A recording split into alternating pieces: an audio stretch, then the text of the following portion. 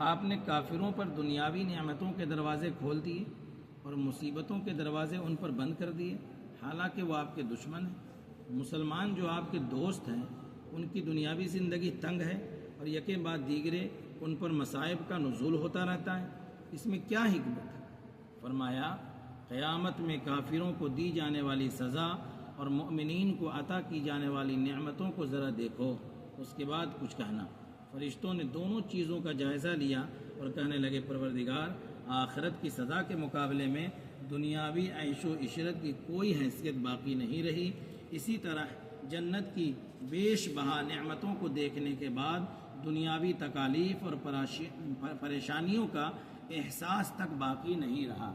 تو یہ فرشتوں کا شبہ ہے، لیکن یہ مسلمانوں کا بھی اعتراض ہوتا ہے کہ ہم لوگ اللہ تبارک و تعالیٰ کی عبادت کرنے والے ہیں، نماز پڑھنے والے ہیں، مصیبت ہمارے ہی لیے ہے، دولت نہیں ہے، ثروت نہیں ہے، جو خدا کو نہیں مانتے ہیں، جو خدا کی عبادت نہیں کرتے ہیں، ان کا کاروبار خوب بڑھ رہا ہے، وہ خوب کامیاب ہو رہا ہے۔ یہ سوال ہوتا ہے، مسلمانوں کی طرف سے بھی ہوتا ہے۔ فرشتوں نے بھی یہی سوال کیا۔ ایک مرتبہ فرشتوں نے عرض کیا، یا اللہ، اپنے کافروں پر دنیاوی نعمتوں کے دروازے کھول دیے اور مصیبتوں کے دروازے ان پر بند کر دیے، حالانکہ وہ آپ کے دشمن ہیں۔ بھئی جو اللہ اس کے رسول کو نہ مانے وہ اللہ کا دوست تھوڑے ہوگا، وہ دشمن ہے۔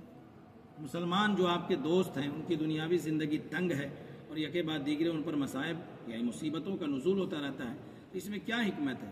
اللہ تبارک و تعالیٰ نے فرمایا، قیامت میں کافروں کو دی جانے والی سزا اور مؤمنین کو عطا کی جانے والی نعمتوں کو تو ذرا دیکھو، پھر کہنا۔ تو فرشتوں نے دونوں کو دیکھا، جنت کی انعامات کو بھی دیکھا، جنت کی تمام عیش و آرام کو بھی دیکھا اور جہنم کی سزا کو بھی دیکھا، تب پھر فرشتوں نے رائے دی۔ فرشتوں نے کہا، دونوں چیزوں کا جائزہ لیا اور کہنے لگے پروردگار عالم، آخرت کی سزا کے مقابلے میں دنیاوی عیش و عشرت کی کوئی حیثیت باقی نہیں، اور اسی طرح جنت کی بیش بہا نعمتوں کو دیکھنے کے بعد دنیاوی تکالیف اور پریشانیوں کا احساس تک باقی نہیں رہا۔ تو ایمان والوں کو یہ تھوڑے دن کے لیے مصیبت ہے، کتنے دن کی ہے؟ 50 سال، 60 سال، 70، 80، 90 سال، 100 سال، اتنے ہی سال کی تو عمر ہے۔ اتنے سال اگر ہم مصیبت جھیل لیتے ہیں، پریشانی جھیل لیتے ہیں، تقوی شعاری میں زندگی گزار لیتے ہیں، اللہ اس کے رسول کے احکام کی پیروی کر لیتے ہیں، تو اصل ساری زندگی تو ہم کو جنت میں آرام ہی کرنا ہے۔ اور جو یہاں زندگی میں 63 سال 50 سال عیش کر رہا ہے، اس کو تو ساری زندگی آگ میں جلنا ہے۔ تو جب مسلمانوں کو یہ بات ذہن میں رہے گی تو یہ اعتراض اس کا ختم ہو جائے گا۔ اللہ کی نظر میں دنیا داروں کی حیثیت، دنیا دار جو لوگ ہوتے ہیں اللہ کی نظر میں اس کی کیا حیثیت ہے، سنیں۔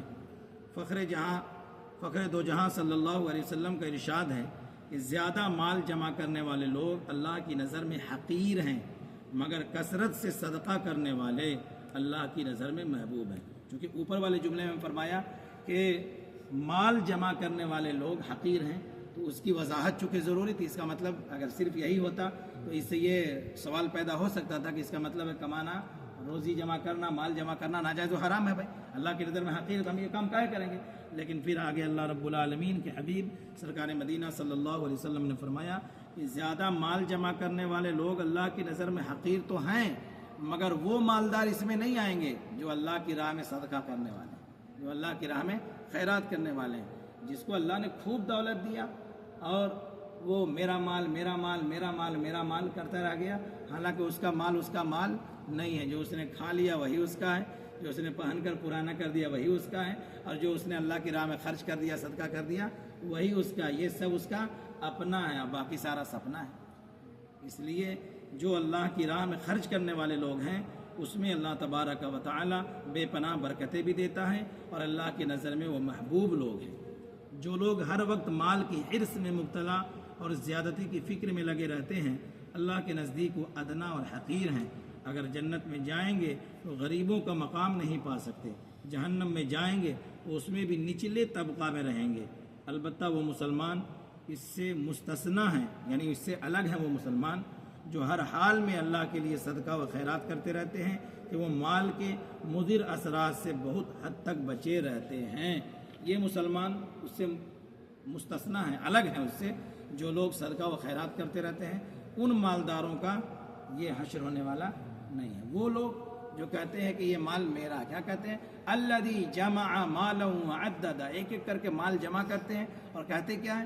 یحسب ان مالہ اخلدا، گمان کرتے ہیں کہ ارے یہ تو میرا مال ہے، میری محنت کا نتیجہ ہے، میری کمائی ہے، میری جان فشانی ہے، میری عمر بھر کی کمائی ہے، اور جمع کرتے ہیں. الذی جمع مالا معددا، ایک ایک کر کے مال جمع کرتے ہیں اور گمان کرتے ہیں یحسب ان مالہ اخلدا، حالانکہ ان کو پتہ نہیں ہے کلا لینبذن فی الحطمہ، ایسے لوگوں کے لیے جہنم میں آگ جلائی گئی ہے، اور ایسی آگ جو ایک طرف سے جلایا جائے گا بدن اور جلتے جلتے سر تک پہنچے گا، پھر پاؤں سے بدن بننا شروع ہو جائے گا اور ہمیشہ ہمیشہ ایسے ہی جہنم میں جلے گا. تو مال کا کمانا، مال کا جمع کرنا یہ کوئی ناجائز و حرام نہیں ہے، لیکن ہاں یہ ناجائز ضرور ہے کہ مال کو اپنا مال کہنا اور خدا کی راہ میں خرچ نہیں کرنا، بخیل بن کر رہنا، کنجوس مکھی چوس بن کر رہنا، یہ اللہ کو ہرگز پسند نہیں ہے. وہ مالدار اللہ کو بہت پسند ہیں جو اللہ کی راہ میں خرچ کرنے والے. حضرت عثمان غنی بہت مالدار تھے، انہوں نے اللہ کی راہ میں اتنا خرچ کیا کہ اللہ کے رسول صلی اللہ علیہ وسلم نے فرمایا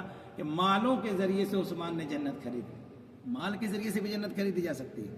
غریبوں کی مدد کرنا، مصیبت، ایسی مصیبت میں جہاں اب کوئی چارہ کار نہیں ہے، کئیوں کی جان چلی جائے گی، عثمان غنی رضی اللہ تعالیٰ عنہ نے اونٹوں سے لدا ہوا اپنا کاروبار کا سامان، 100 اونٹوں سے بھرا ہوا سامان حضور علیہ السلام کی بارگاہ میں ہدیہ پیش فرما دیا کہ آپ لیجئے اور غریبوں میں تقسیم کریں.